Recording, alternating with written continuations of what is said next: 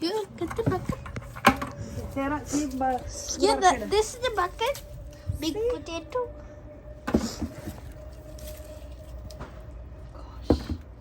Love it. How long have you been waiting for the potato? It's around 4-5 months. Yeah. This big branch. We need to wait until all the leaves and stems to die. That's how we know the potatoes are ready to harvest, you know?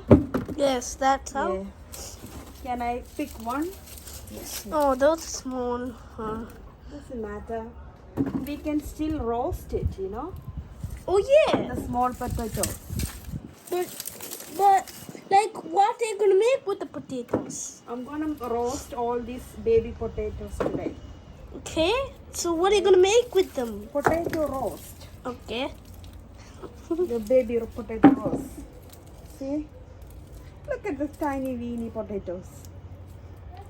So small. Sarah, that's Sarah. This is you. Okay. So the more potatoes there.